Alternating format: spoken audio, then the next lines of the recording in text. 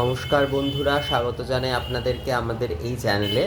আজকে যেটি দেখাবো, আসলে এই বিষয় সম্পর্কে অনেকেই বলেন যে লক্ষ্মী পুজোর ধূপ যে আমরা তৈরি করব সেটি খুব সামান্যভাবেই করব, কিন্তু মা লক্ষ্মীর খুব প্রীতিকারক হবে এমন ধূপ কীরকম প্রস্তুত করা যায়। তো সবথেকে ভালো হচ্ছে লক্ষ্মী পুজোর ধূপের জন্য ধুনো, গুগ্গুল এবং তার সঙ্গেই যে পদ্ম বীজ বা এই যে কমলগাট্টা বীজ বলা হয় এটাকে, অ্যাকচুয়ালি যে মাখানা হয় না, আসলে এটা তারই বীজ।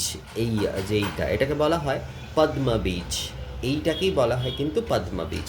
তো এই পদ্ম বীজ হচ্ছে, যদি ধুনো গুগ্গুলের সঙ্গে এটি মিশ্রিত করা হয়, এটি কিন্তু গোটাই এরকম দিতে হবে। এটি কিন্তু অনেকে কি করেন, ওই হামানদিস্তা আদি দিয়ে পিষে, না না না, একদমই পেশা যাবে না। যেরকম ধুনো গুগ্গুল মানে আমরা বেটে দিচ্ছি, এটা কিন্তু ওরকম বাটার কিছু বিষয় নেই, এটা শুধু এরকম মিশিয়ে দিতে হবে। এবং ঘৃত, এই চারটি দ্বারা যদি মা লক্ষ্মীর যদি ধূপ করা হয়, তাহলেই কিন্তু সেটি খুব উৎকৃষ্ট ধূপ হয়। এবং লক্ষ্মী পূজার জন্য, লক্ষ্মী পূজাটা আমাদের আসলে 12 মাসের পূজা।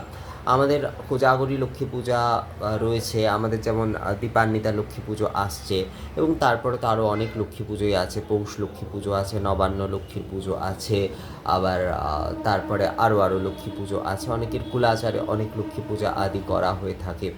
তো সব লক্ষ্মী পুজোতেই কিন্তু এই ধুনা, গুগ্গুল এবং তার সঙ্গে এই পদ্মবীজ যদি আপনি মিশ্রিত করেন, এবং ঘি, এই চারটি দ্বারাই যদি মা লক্ষ্মীর ধূপ প্রদান করে থাকেন, তাহলেই কিন্তু সেটি খুব উত্তম ধূপ হয়। বেশি সামগ্রী আদি অনেকেই সপ্তাঙ্গ ধূপ আদি প্রস্তুত করতে পারছেন না, বা অন্যান্যভাবে প্রস্তুত করতে পারছেন না, ঠিক আছে, কোনো সমস্যা নেই। সেক্ষেত্রে শুধুমাত্র এই ধুনা এবং গুগ্গুল কিন্তু অবশ্যই প্রয়োজন।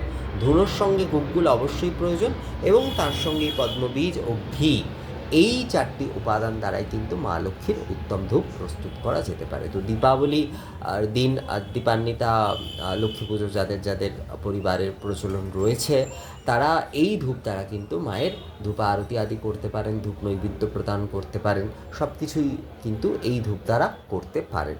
তো এই ভিডিওটি কেমন লাগলো আমাকে কমেন্ট করে জানাবেন। পরবর্তী আবারও কোনো ভিডিওতে আপনাদের সঙ্গে কথা হবে, ততক্ষণের জন্য নমস্কার।